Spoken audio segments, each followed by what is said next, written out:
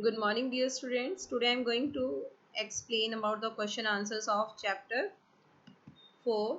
First question is, which of the following can be beaten into thin sheets? Option are zinc, phosphorus, sulfur and oxygen. Here as you can see, only zinc is the metal and all other three options are non-metal. So option A is correct because metals have the property of beating into thin sheets. Second one is, which of the following statement is correct? All metals are ductile, all non-metals are ductile, generally metals are ductile, some non-metals are ductile. As you can see, only metals have the property of ductility and there are some metals which cannot be changed into wires. So option C is correct. Generally metals are ductile because mercury is not ductile. So there may be some exceptions also. In next question 3, you have to fill in the blanks. That is, A is phosphorus is a very dash non-metal. Phosphorus is a very reactive non-metal. It catches fire in air. That's why it is stored in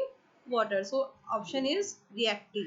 Next one is, metals are dash conductors of heat and dash. Metals are good conductors of heat and electricity.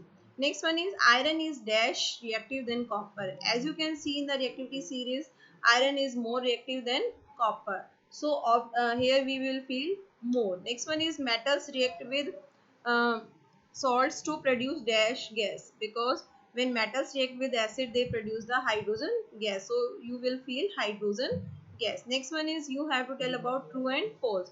First one is, generally non-metals react with acids. Only metals react with acids to produce the hydrogen gas, whereas non-metals do not react with acids. So it is false. Second one is, sodium is a very reactive metal.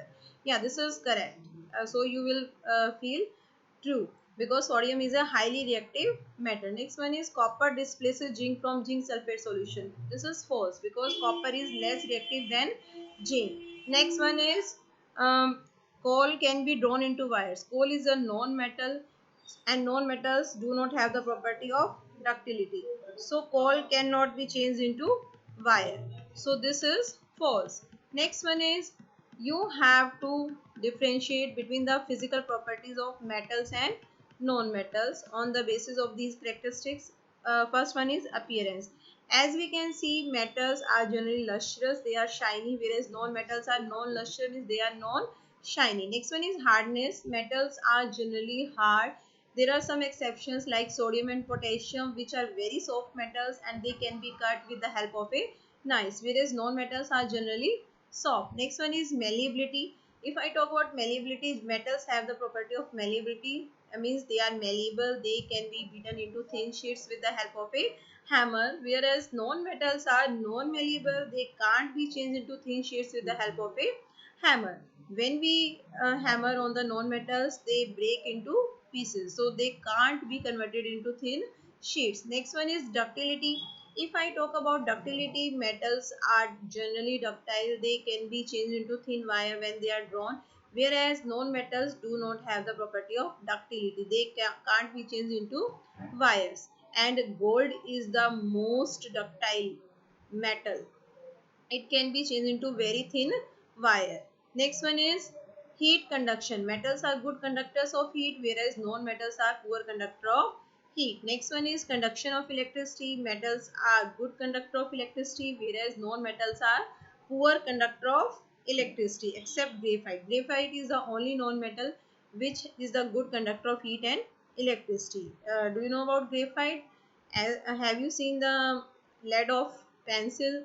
The front part of pencil, that is made up of graphite. That is the only non-metal which is good conductor of heat and electricity. In question number 6, you have to tell the reason why aluminium foils are used to wrap food item. Because aluminium is a highly malleable metal, it can be easily changed into very thin sheets. Secondly, it keeps the food hot and fresh and do not allow the moisture to come inside. So these are the basic reasons due to which aluminum foils are used to wrap the food item. Next one is, immersion rods for heating liquids are made of metallic substances. Immersion rods means the rods which you use during the winter season to heat the water, and these are generally made up of metallic substances because metals are good conductors of heat and electricity. So electricity, when is passed through these immersion rods, they become hot, and in this way they heat the water. Next one is copper cannot displace zinc from its salt solution. Reason is very simple, because copper is very less reactive metal than zinc, and a less reactive metal cannot displace a more reactive metal from its salt solution. So there will be no reaction. Next one is sodium and potassium are stored in kerosene. Sodium and potassium are highly reactive metals. If they are kept in air and water, they catch fire very rapidly. So to prevent them from this fire, sodium and potassium are generally stored in kerosene. Next one is, can you store lemon pickle in an aluminium utensil? No, we cannot store lemon pickle in an aluminium utensil, because lemon is an acidic substance and aluminium is a metal, and when metals react with acid, it may produce some poisonous salt and hydrogen gas. These salts are poisonous generally for the health. That's why we should never store any acidic substance in the metallic container. Next, you have to match with, that is gold. You know, gold is used for making jewelry. Next one is iron. Iron is a very important metal which is basically used in making machinery. Next one is aluminium. You know, aluminium is used for wrapping food. Next one, you can see carbon. Carbon is a major fuel. It is used as an energy source. Next one is copper. As you can see, copper is used for making electric wire. And last one is mercury. You know, mercury is used in thermometer.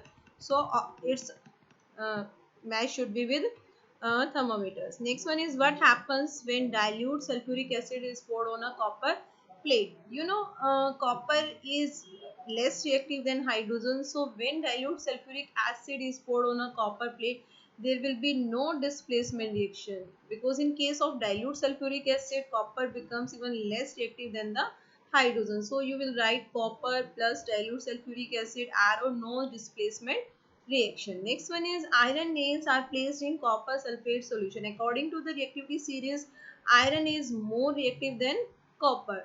So being more reactive, iron will displace the copper from its salt solution, and as a result iron sulfate and copper will be produced. So there will be displacement reaction, and the color of the solution will change. The color of the solution will become from blue to green, because copper sulfate solution is blue in color, whereas iron sulfate, when is made, that is green in color. So you will write the equation, because you have to write the word equation also. So you will write copper plus copper sulfate plus iron, arrow, it will make iron sulfate plus copper, and the color of the solution will change from blue to green. Next one is, Saloni took a piece of burning charcoal and collected the gas evolved in the test tube. How will she find the nature of the gas? And you have to write the word equation also for this question. When we are burning charcoal or any other carbon substance, it produces carbon dioxide gas, and when it produces carbon dioxide gas, we will dissolve this carbon dioxide firstly into water. On dissolving this carbon dioxide into water, it will make uh, car carbonic acid, and on dipping blue litmus, it will change into red. So it shows that carbon dioxide is acidic in nature. The color, nature of the gas, you can write this is acidic in nature. Next one is, one day Rita went to a jewelry shop with her mother. Here in this question, it has been asked that there is a slight loss in the gold jewelry. Why it happens? You know, there is a solution called aqua regia, which contains concentrated hydrochloric acid and concentrated nitric acid in the ratio of 3 is to 1. This is the only solution which have the capability to dissolve some amount of you can say gold. So when Rita went to a jewelry shop with her mother, the jeweler must have used this solution to dissolve some amount of gold. So this its answer, you will write that gold can be dissolved in aqua regia. Dear student, I hope you have understood all the question answers. Now you will complete these questions in your notebooks. Okay, thank you very much.